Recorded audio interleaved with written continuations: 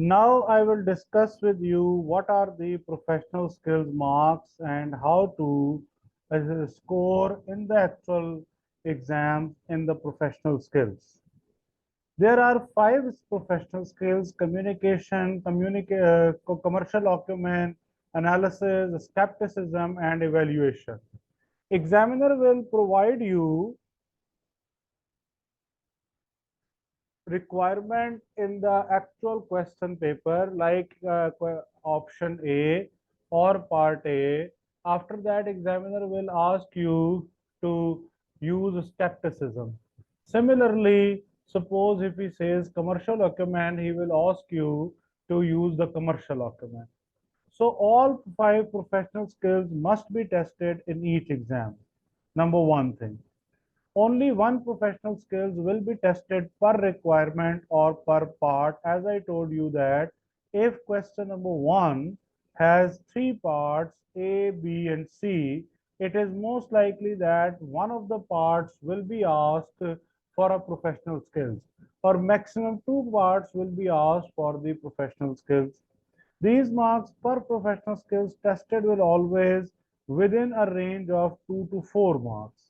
Either examiner will give you 2 marks, 3 marks, or 4 marks. Usually 2 marks or 4 marks are given to the professional skills.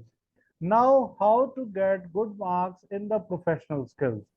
When awarding professional skills marks marker will use a professional skill grid which will be consistently applied to the skills concerned on sliding scale as follows. Total marks for the skill in this requirement. If 2 marks but there is no presentation of the skill, marks is 0. Skill demonstrated not so well. You mentioned you use the communication skills or commercial acumen or analysis, but not good enough, then you will get 0.66 marks out of 2. If you will apply quite well, you will get 1.33 marks. And if you will apply well, very well, you will get the full marks. So it means if total professional skill marks are 20, one of the students who is prepared well with the professional skills and knows that how to take the benefit of these professional skills can hit full 20 marks out of 20. Within each box, the answer will give further guidance to help assess the extent to which skills have been demonstrated.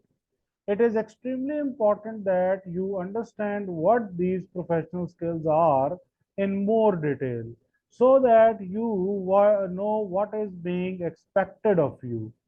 This is the grade of the professional skills marks. Now, what is meant by 0? What is this 0.66? How to achieve 1.33 or how to score 20 marks? Suppose skepticism skills in the analysis, the spreadsheet, and the supporting assumption. What is meant by skepticism? Skepticism means questioning mind. You are not going to rely on the assumptions or like information provided by the uh, examiner or suppose by the company in the actual exam.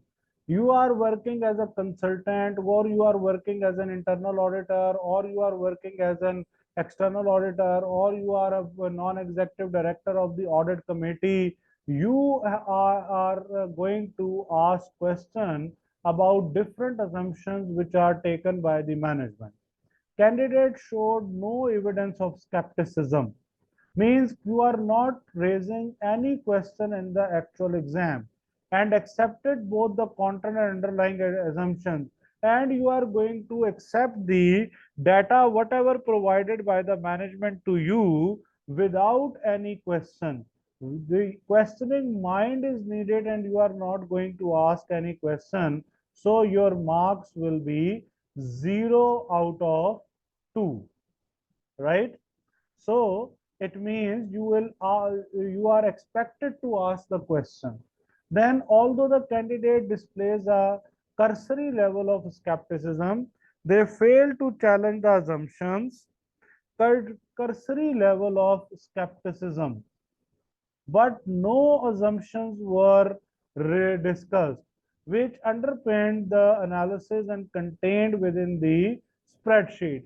Means you did half of the job where you raised the question, but you did not challenge the assumptions. You did not raise your concern that these assumptions are not correct, or you did not ask for the appropriate supporting evidence for the assumptions.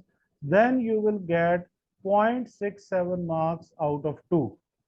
After this, the candidate displayed evidence of some professional skepticism. Evidence of some professional skepticism when analyzing the spreadsheet and supporting assumptions. Now you are asking question or evidence of professional skepticism. You are asking question towards the supporting assumptions.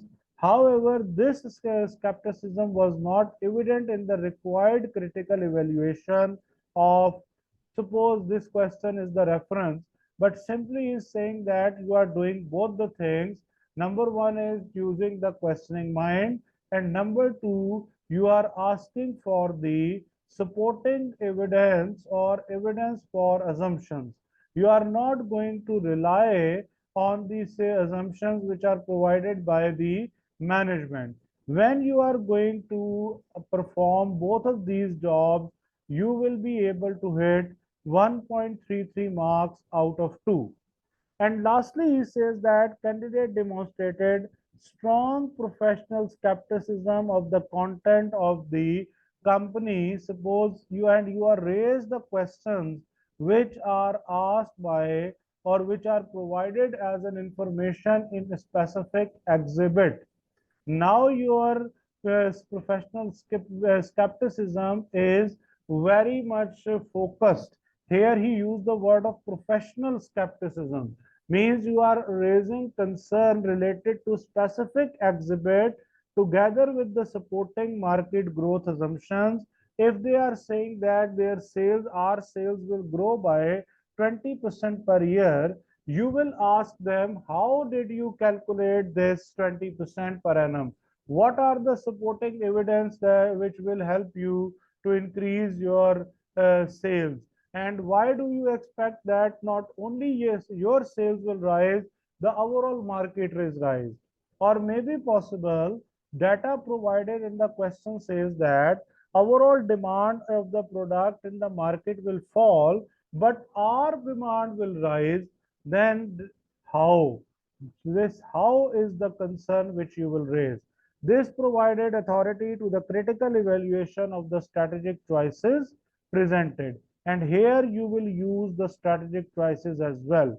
When you are using strong professional skepticism, you are using a reference from the specific exhibit. You are asking different questions regarding the assumption, and you are determining how strategic choices will be affected. Then you will be able to hit 2 by 2 marks.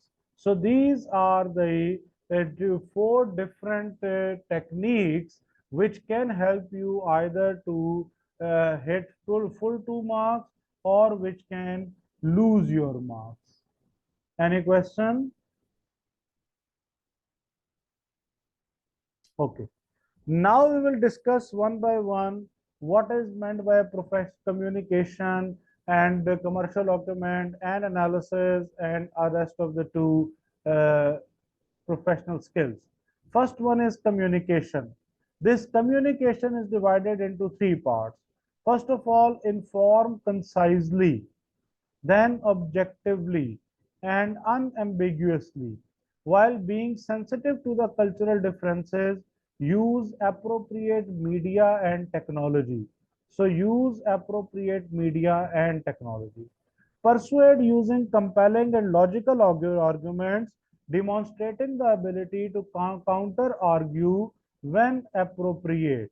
So you will compel and logical argument, demonstration is needed, and the ability to counter argue where appropriate.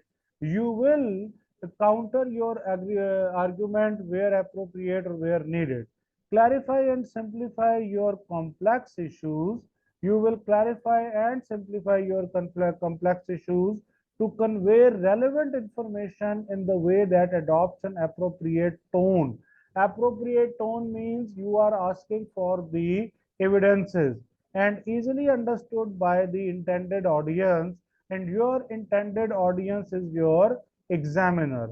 So this is meant by communication.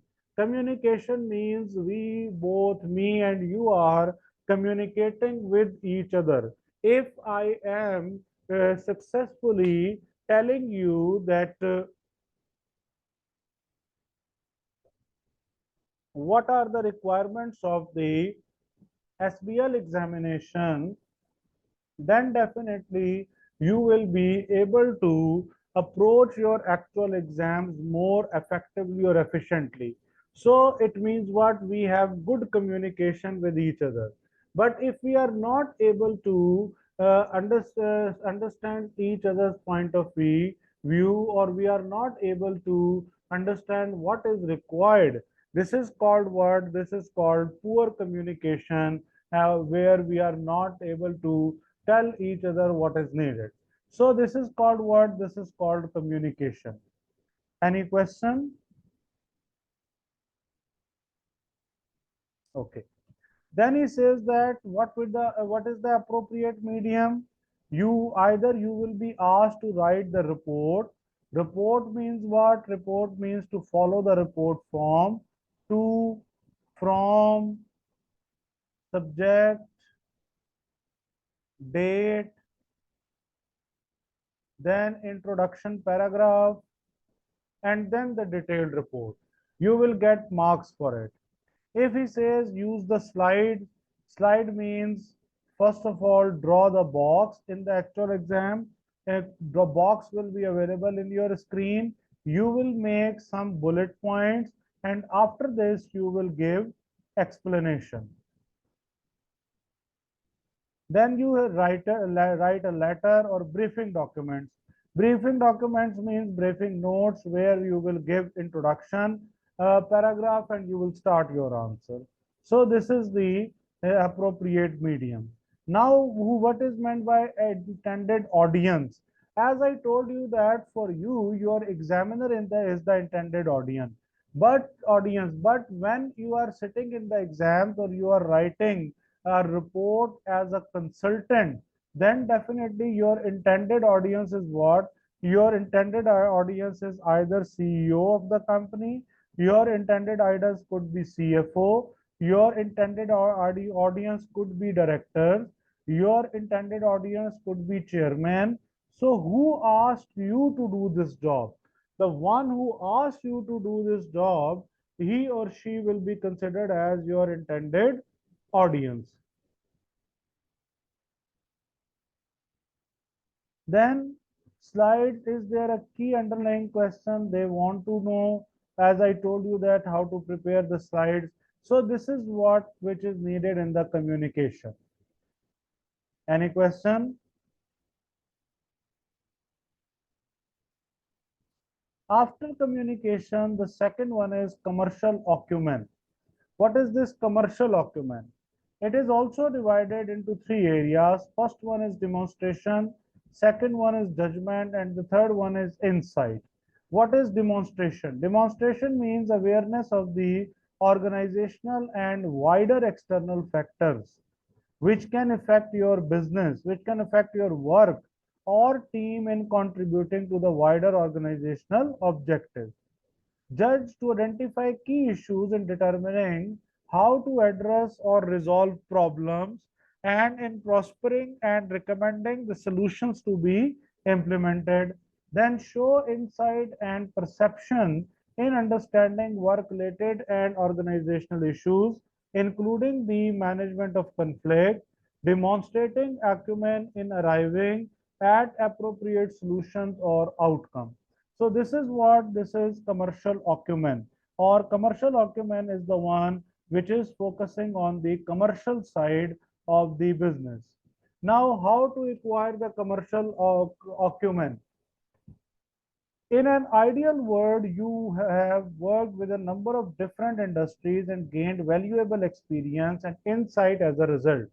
However, this will not be the case for the vast majority of students, so the required document needs to be gained in other ways.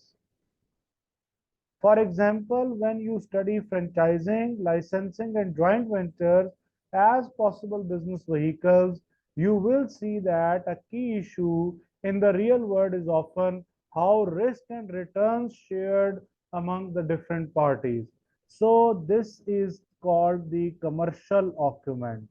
Risk and return. You are looking on the financial side of your decision.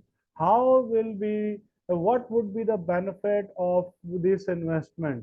How financial benefits will be incorporated in my business? So this is called what? This is called commercial document.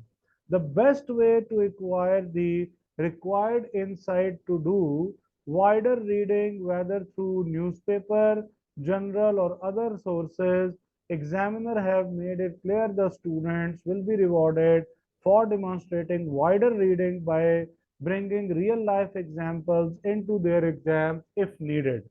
So this is basically your commercial document, or this is how you can acquire the commercial document. Any question?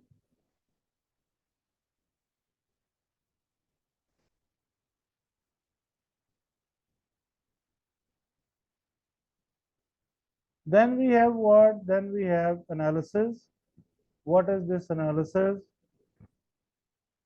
Analysis is described as the ability to, again, three items: investigate, inquire, and consider. Investigate means what? Investigate relevant information from wider range of sources using a variety of analytical technique to establish the reason and causes of problems or identify opportunities or solutions. Inquiry of individual or analysis analyze appropriate data source to obtain suitable evidence to corroborate or dispute existing beliefs or opinions and come to appropriate conclusion. Consider information, evidence, and finding carefully, reflecting on their implications and how they can be used in the interest of the department and wider organizational goals. So this analysis is basically what? Analysis is basically mix of positives and negatives. First of all, you will investigate and inquire, and then you will focus on the positives and negatives both, and you will communicate how it will affect the organization. Most of the time, you are not expected to conclude that either you should or do go for this decision or not. Here he says that analyze does not mean describe. Common complaint examiner of high level of paper is that students are asked to analyze something, but weaker answer merely describe the scenario without really adding additional insight. As I told you, you will add positives or negatives. So whenever you are focusing on the positives or negative, you will give some additional site or additional information that if we will do this, this will be the benefit or this will be the loss. So describe is not needed, analysis is needed. This is what which is the requirement of the examiner. If numerical analysis is provided, then you are required to calculate the performance ratios and you will comment on the relevant ratios. Then we have skepticism. What is this skepticism? Skepticism is focusing on these three things. First one is probe. Probe means our questioning mind. You are probing that why it happened, underlying reason for issues and problems beyond what is immediately apparent from the usual sources and opinion. Question facts, opinion, and assertions by seeking justifications and obtaining sufficient evidence for their support and acceptance. Then challenge. Challenge means what? Information presented or decisions made, where this is clearly justified in a professional and courteous manner in the wider professional, ethical, organizational, or public interest. So skepticism.